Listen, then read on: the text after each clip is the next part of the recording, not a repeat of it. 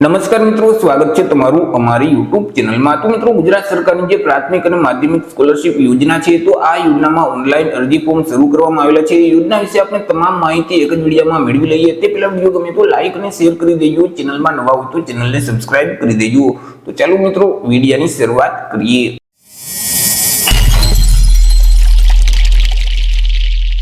તો મિત્રો, આજે જાહેરનામું છે તે રાજ્ય પરીક્ષા બોર્ડ ગુજરાત રાજ્ય ગાંધીનગર દ્વારા બહાર પાડવામાં આવ્યું છે। ગુજરાત સરકારની જે પ્રાથમિક અને માધ્યમિક શિક્ષણ શિષ્યવૃત્તિ યોજના છે કે જે યોજના અંતર્ગત પ્રાથમિક શાળામાં અભ્યાસ કરતા જે વિદ્યાર્થીઓ છે એટલે કે ધોરણ 5 થી ધોરણ 8 સુધી અભ્યાસ કરતા જે વિદ્યાર્થીઓ છે અને માધ્યમિક શાળા એટલે કે ધોરણ 9 અને 10 માં અભ્યાસ કરતા જે વિદ્યાર્થીઓ છે તે વિદ્યાર્થીઓને શિષ્યવૃત્તિ આપવામાં આવે છે। હવે મિત્રો, વર્ષ 2024-25 માટે એ વિદ્યાર્થીની પસંદગી કરવા માટે રાજ્ય પરીક્ષા બોર્ડ દ્વારા એક પરીક્ષાનું આયોજન કરવામાં આવશે। તો મિત્રો, આ પરીક્ષા તમારે આપવી હોય તો તમારે ઓનલાઈન અરજી ફોર્મ છે તે ભરવાનું રહેશે। ઓનલાઈન અરજી ફોર્મ રાજ્ય પરીક્ષા બોર્ડની જે ઓફિશિયલ વેબસાઇટ છે www.scbexam.org, તો આ વેબસાઇટ ઉપર જઈ તમારે ઓનલાઈન અરજી કરી દેવાની રહેશે। અરજી ફોર્મ આજથી એટલે કે 28 માર્ચ 2025 થી શરૂ કરવામાં આવશે। 28 માર્ચ 2025 થી લઈ અને 6 એપ્રિલ 2025 સુધીમાં તમારે ઓનલાઈન અરજી કરવાની રહેશે।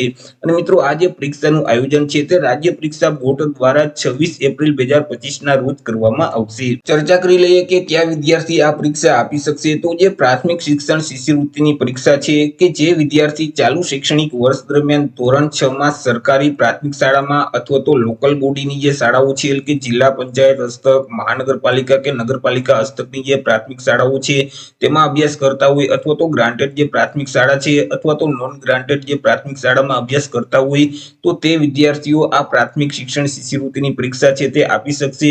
પરંતુ ધોરણ 5 માં વિદ્યાર્થીઓએ ઓછામાં ઓછા 50% છે તે ફરજિયાત મેળવેલ હોવા જોઈએ। 50% કે તેના કરતા વધારે ટકાવારી મેળવેલ હશે તે જ વિદ્યાર્થી પ્રાથમિક શિક્ષણ શિષ્યવૃત્તિની પરીક્ષા આપી શકશે। એવી રીતે જે માધ્યમિક શિક્ષણ શિષ્યવૃત્તિની જે પરીક્ષા છે તે કયા વિદ્યાર્થી આપી શકશે? તો કે જે વિદ્યાર્થી ચાલુ શૈક્ષણિક વર્ષ દરમિયાન ધોરણ 9 માં સરકારી માધ્યમિક શાળાઓ અથવા તો લોકલ બોડીની જે શાળાઓ છે અથવા તો ગ્રાન્ટેડ માધ્યમિક શાળા અથવા તો નોન ગ્રાન્ટેડ માધ્યમિક શાળામાં અભ્યાસ કરતા હોય તે વિદ્યાર્થી માધ્યમિક શિક્ષણ શિષ્યવૃત્તિની પરીક્ષા આપી શકશે। પરંતુ તે વિદ્યાર્થીઓએ ધોરણ 8 માં ઓછામાં ઓછા 50% અથવા તો તેના કરતા વધારે ટકાવારી ફરજિયાત મેળવેલ હોવી જોઈએ। વાત કરી લઈએ અભ્યાસક્રમ વિશે કે અભ્યાસક્રમ શું રહેશે। તો કે પ્રાથમિક શિક્ષણ શિષ્યવૃત્તિ પરીક્ષા આપવા માટેનો જે અભ્યાસક્રમ છે તે ધોરણ 6 નો માર્ચ 2025 સુધીનો રહેશે। એટલે કે ધોરણ 6 ના જે વિષયો છે તેમાંથી જ પ્રશ્ન પૂછવામાં આવશે। અને માધ્યમિક શિક્ષણ શિષ્યવૃત્તિ પરીક્ષા આપવા માટેનો જે અભ્યાસક્રમ છે તે ધોરણ 9 માર્ચ 2025 સુધીનો રહેશે। એટલે કે ધોરણ 9 ના જે વિષયો છે તેમાંથી જ પ્રશ્ન પૂછવામાં આવશે। પરીક્ષાના માધ્યમ વિશે વાત કરીએ તો પરીક્ષાનું માધ્યમ છે તે ગુજરાતી જ રહેશે। એટલે કે ગુજરાતી ભાષામાં જ આ પરીક્ષાનું આયોજન કરવામાં આવશે। ગુજરાતી ભાષામાં જ તમને ક્વેશ્ચન પૂછવામાં આવશે। પ્રશ્નપત્ર વિશે વાત કરીએ તો એ મિત્રો એમસીક્યુ પ્રકારના પ્રશ્ન છે તે પૂછવામાં આવશે। કુલ 120 એમસીક્યુ પ્રકારના પ્રશ્ન રહેશે। એક પ્રશ્નનો 1 માર્ક એટલે કે 120 માર્કનું પેપર રહેશે। પેપર લખવા માટે તમને 120 મિનિટ એટલે કે 2 કલાકનો સમયગાળો આપવામાં આવશે કે જેમાં ભાષા અને સામાન્ય જ્ઞાનને લગતા 60 પ્રશ્ન પૂછવામાં આવશે કે જેમના 60 માર્ક રહેશે। તે સિવાય ગણિત અને વિજ્ઞાનમાંથી 60 પ્રશ્ન પૂછવામાં આવશે તેમના પણ 60 માર્ક રહેશે। આવી રીતે 120 એમસીક્યુ પ્રકારના પ્રશ્ન પૂછવામાં આવશે। 120 માર્કનું પેપર રહેશે અને 2 કલાકનો સમયગાળો તમને આપવામાં આવશે।